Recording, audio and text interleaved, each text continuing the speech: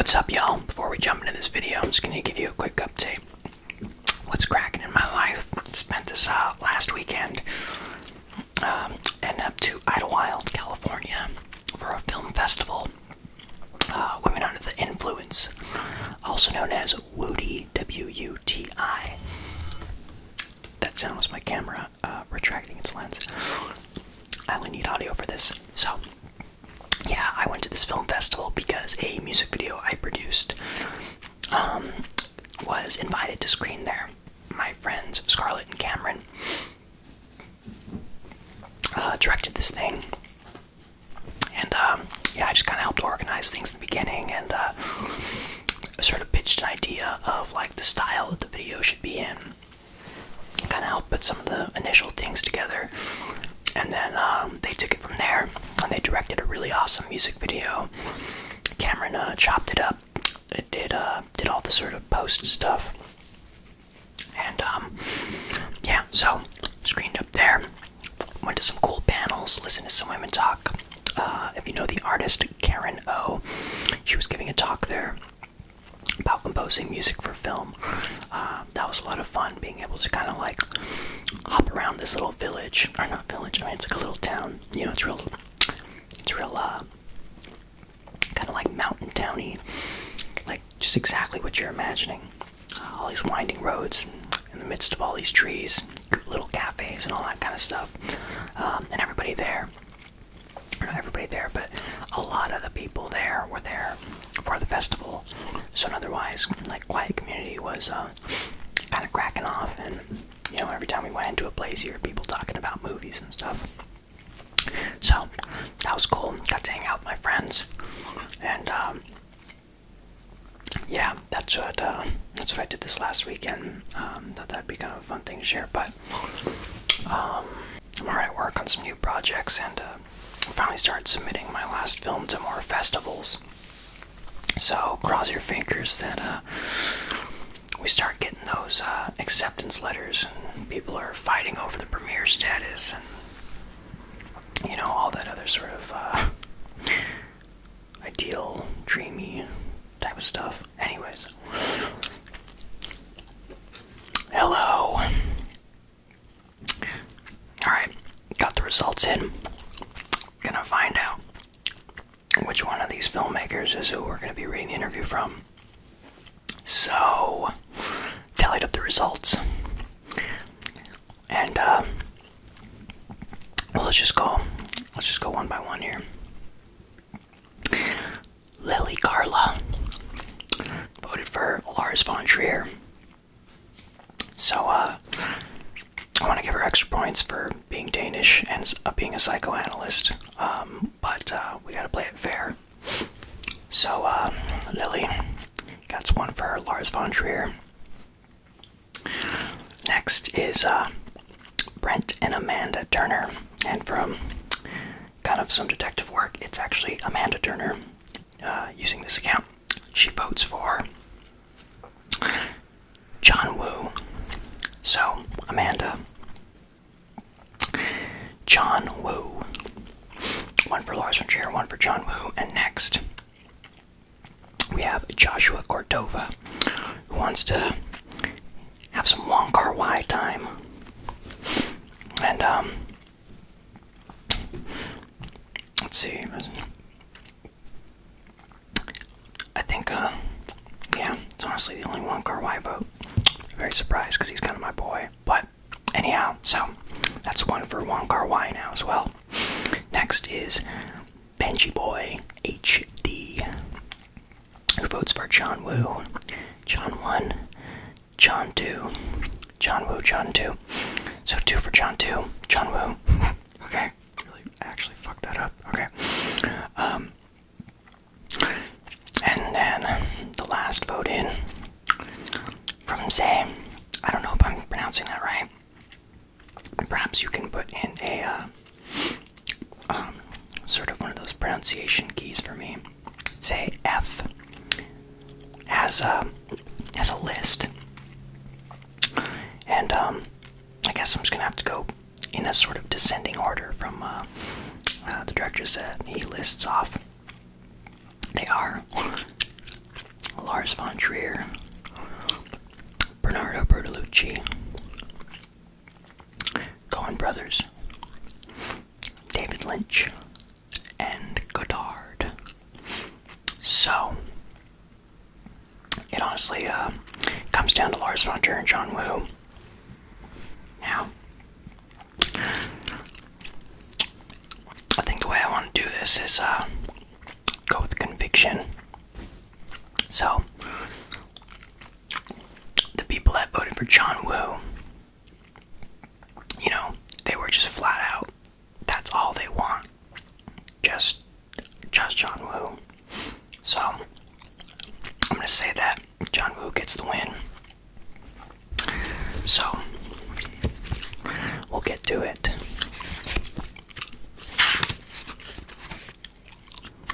John Woo. The last ones, right? Big guns. So, you could see there, John Woo is in the big gun section. Page 143. I forgot there were pictures in here.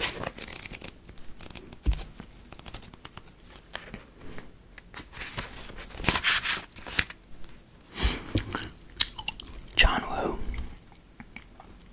born 1946. That's 2 years after my grandmother. In, I want to say this is Guangzhou, China.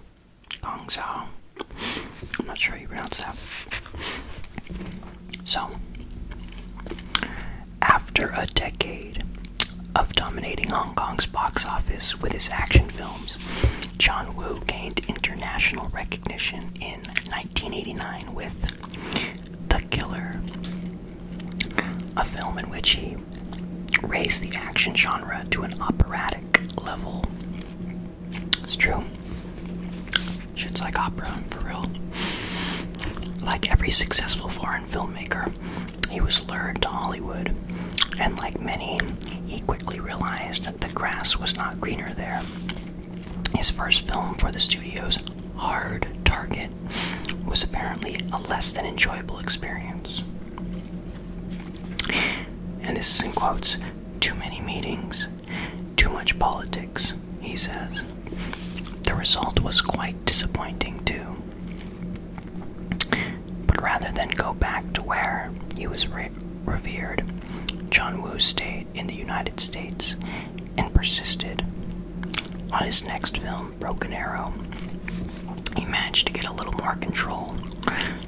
Then, on the one that followed, Face Off, he finally was able to show what he could really do with film. You know, I haven't seen Face Off in a while. Maybe come back to that soon.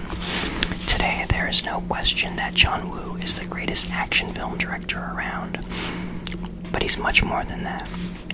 He's a true auteur whose work is suffused with strong personal values.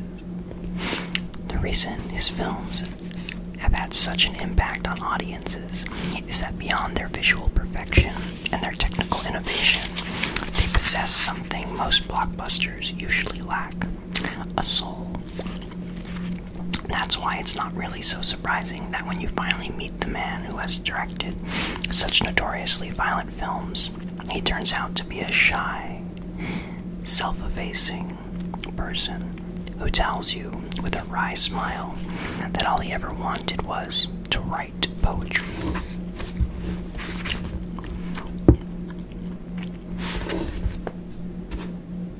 So there he is. Ever since The Killer, I have often been asked to teach filmmaking.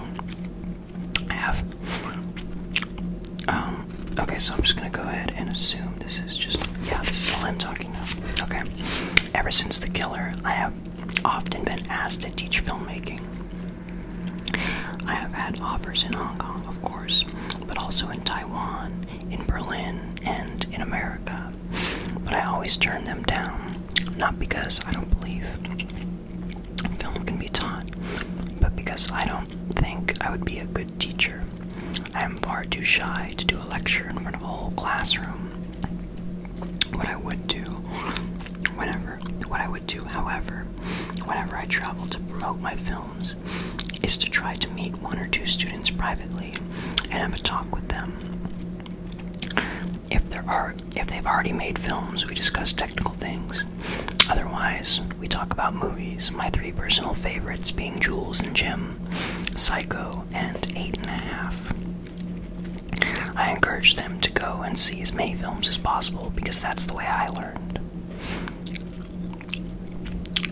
When I grew up in Hong Kong, there was no film school. And had there been one, I wouldn't have been able to attend anyway. My parents were much too poor for that. The first books I read about filmmaking were books I had stolen. I remember walking into this bookstore and sliding the Hitchcock book by Truffaut inside a long trench coat.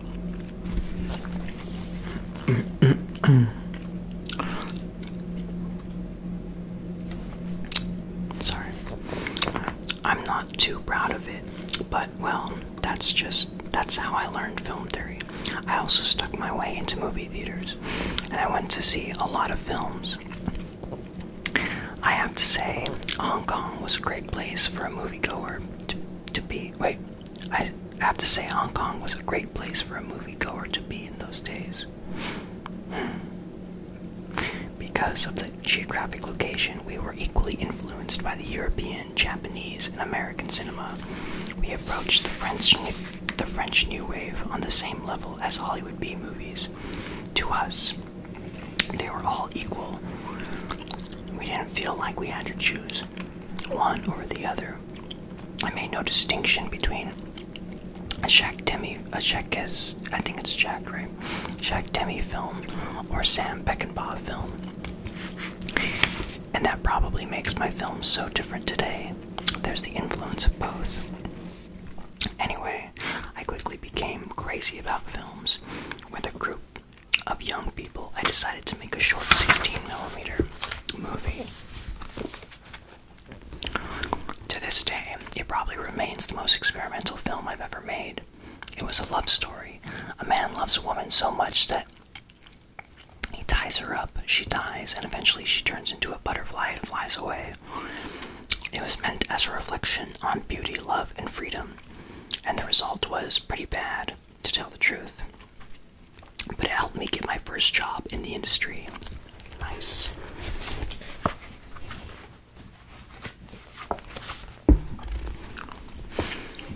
Extreme methods. I don't rely on any rules. When I shoot a scene, I try all sorts of angles. I cover everything from wide shot to close-up, and then I choose in the editing because that's the moment when I know how I really feel about the scene. At that point, I usually relate to my characters so much that I can feel the movie and make the right decisions from sheer instinct. So I never hesitate to shoot a scene with several cameras, sometimes up to 15 at a time, for really complex action scenes, and also to use some of them at different speeds. My favorite slow motion speed is 120 frames per second. I think that's so funny that he has a favorite slow motion speed. That's 1/5 the normal speed. The reason for these slow motion shots is that I feel a moment is either particularly dramatic or exceptionally real. I try to capture it and make it last as long as possible. But these are things I don't necessarily know on the set. I usually discover them during the editing. It's like a truth that is revealed to me that I suddenly feel so strong about that I will want to emphasize it. For example, even if I have covered a scene with many different angles, maybe I'll find it so emotional that I need to stay close to the actor. So I will use only the close-up and throw away all the rest. That can happen. It depends on the mood.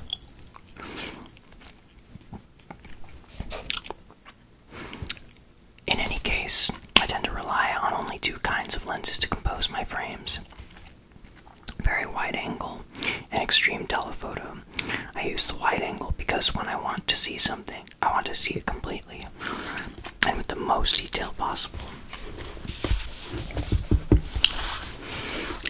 As for the telephoto, I use it for the close-ups. I use it for close-ups because I find it creates a real encounter, and he puts encounter in quotes. I find it creates a real encounter with the actor. I wonder what he means by that. Maybe he's just trying to illustrate a type of intimacy. If you shoot someone's face with a 200mm lens, the audience will feel like the actor is really standing in front of them. It gives presence to the shot, so I like extremes. Anything in between is of no interest to me. It's very funny. There is something else that is, I guess, specific to my films. I tend to have trouble moving the camera in scenes that are not strictly action. I tend to have trouble moving the camera in scenes that are not strictly action. The only two exceptions to that might be The Killer and Face Off. And I think that is what makes me so proud of these films. Because in both cases, the camera movements work a little like music, like an opera. Not too long, not too fast. Always at the right moment.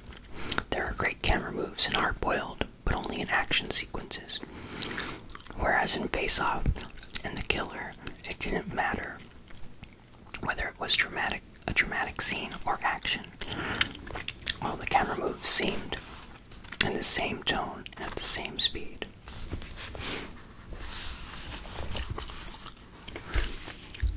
I like to create on set. People always talk about the Hong Kong studios being particularly harsh. And to some extent this is true, because all they care about is the money. The Hong Kong audience is a very greedy one. They always want more. And so the studios have to feed that. However, if you give the studios a film that has commercial value, you can work the way you want. They can leave you, they leave you alone, and you have creative freedom. When I worked there, I never even screened my dailies to the studio. I just delivered the final product, often late and over budget, but as long as the film made money, they didn't complain.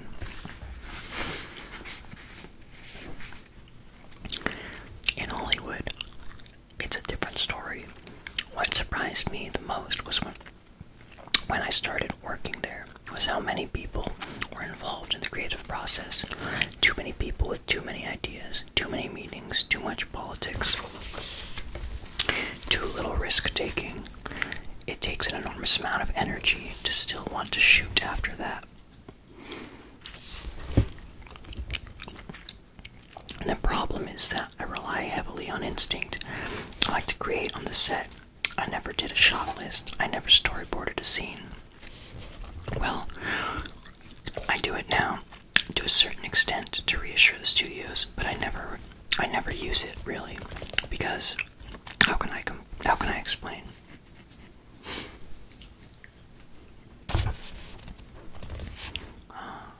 You see, if I love a woman, I cannot love her in my imagination. I need to see her in flesh and bone to get real feelings. It's the same with a scene. Theory means nothing to me. I have to be on the actual set to be inspired.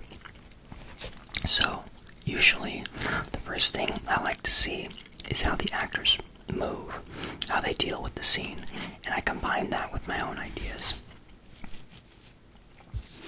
I do a rough rehearsal. Here's how I approach it. If the scene is about, let's say, loneliness, I ask the actor to play that in a very abstract manner. I will say something like, go over by the window and feel lonely. Forget the scene, forget the character, forget everything else. Just think about how you act when you're lonely. I find that helps the actors bring out true feelings based on their own lives and project them onto their characters to create a true moment. Maybe the actor won't feel comfortable by the window and will decide to come sit in a corner or lie down. At some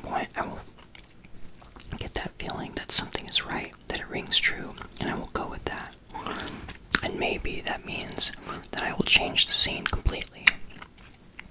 But I do that first, and it is only once I have it. But I do that first, and it is only once I have it that I set up the camera. It is very instinctive. It resembles the way a painter works, maybe. And I guess you can easily understand why it worries the studios.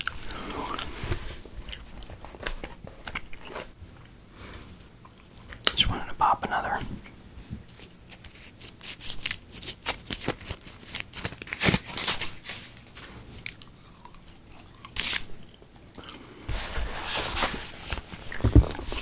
Okay.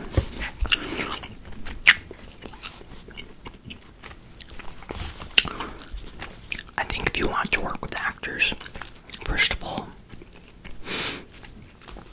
you have to fall in love with them. If you hate them, don't even bother. This is something I understood very early on when I saw Truffaut's Day for Night. I was amazed to see how much he cared about his actors. And so that's what I try to do too. I treat actors as though they're part of my family. Before I start shooting, I insist on spending a lot of time with them. We talk a lot, and I try to see how they feel about life, what kinds of ideas they have, what kinds of dreams. We talk about what they love and what they hate. I try to discover what each actor's main quality is, because this is what I'll try to emphasize in the film. And usually, as actors are talking to me, I start looking at them to try to find the best camera angle for them. Does this actor look better from this side or that side? From above or from below? I observe them in detail. After that, once we actually start working, there are two primary things. First, of course, is communication with the actor. And to achieve that, I always try to find something that he or she and I have in common. Maybe it's something philosophical. We have the same moral values. Or maybe something more trivial. We both like soccer. But it's very important because often the whole communication process will rest on that. It's something you can always fall back on when conflicts arise. The other thing I pay a lot of attention to is the eyes. When an actor acts, I always stare at his or her eyes. Always. Because it tells me if he or she is being truthful or just faking it. Music is important in my films. And I'm not talking about the score of the film. Oh, sorry. An invisible music. Music is important in my films. And I'm not talking about the score of the film. When I'm preparing a scene, I like to listen to a certain kind of music. It can be classical. It could be rock and roll. Whatever helps me get into the mood of the scene. In fact, very often when I shoot a scene, I don't really listen to the dialogue. I keep listening to music. I mean, if they're good actors, I know they'll deliver their lines. This is pretty funny. But I like the performance to match the music because it's the mood I'm interested in. After that, when I work in the editing room, I use that same music to cut the picture. It's the music that gives the rhythm and the pace of the scene. That's part of the reason I use so many camera angles and so many speeds. Like the music climaxes, I will need a shot in extreme slow motion to match it, and so on. Then, once the film is edited, that music disappears. Either I have a new score composed or I keep the scene without music, just dialogue. But in a way, the original music is still there. It's there like a ghost, like something invisible, or actually inaudible, which gives the scene a life of its own.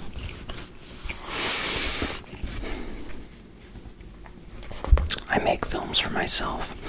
There are two main reasons why I make movies. First, because I I always had trouble communicating with people, so films are a way for me to create a bridge between myself and the rest of the world. And second, because I like to explore, to discover things about people and myself. One thing I'm particularly interested in is trying to find what two apparently very different people can turn out to have in common, which is why it's a recurrent theme in my films. It's something I like to explore, and in that sense, I guess I make films for myself. Even when I'm on the set, I never think about the audience. I never ask myself whether they're going to like the film or not. I never try to anticipate how they will react. I don't think I should either. When you make a film, everything should come from the heart, which means you should always tell the truth. Well, at least your truth. I think that's why so many people are touched by the films I make, because I try to make them with honesty. I also try to make them the best I can. Ever since I started directing, I have always struggled to make the perfect film, but I still don't feel that I have. So I have to move on to the next film, to once again attempt to create the ideal movie. And so we have a list of movies here that, excuse me, that he's made. Young Dragon from 1973. The Dragon Tamers from 1974. Princess Chung Ping from 1975. Countdown in Kung Fu, 1975. Money Crazy, 1977. Follow the Star, 1977. Last Hurrah for Chivalry, 1978. From Rags to Riches, 1979. To Hell with the Devil, 1981. Laughing Times, 1981. Plain Jane to the Rescue, 1982. Heroes Shed No Tears, 1983. Released in 1986. The Time You Need a Friend, 1984. Run Tiger Run, 1985. A Better Tomorrow, 1986. A Better Tomorrow 2, Part 2, 1987. The Killer, 1989. Just Heroes, 1990. Bullet in the Head, 1990. Once a Thief, 1991. Hard Boiled, 1992. Hard Target, 1993. Broken Arrow, 1996. Face Off, 1997. Mission Impossible 2, 1999.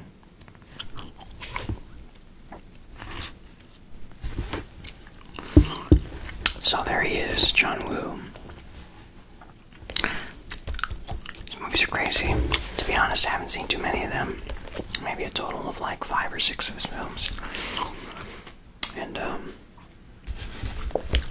yeah, I laugh really hard when I watch his movies. And not in a patronizing or ironic sort of way, but in a,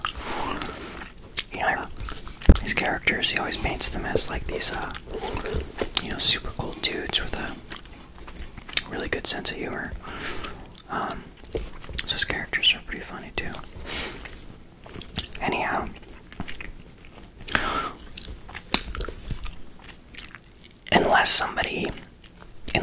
okay, so here's how we're gonna do it. Votes can still keep coming in, and I'm gonna just tally up the votes next time I choose one of these.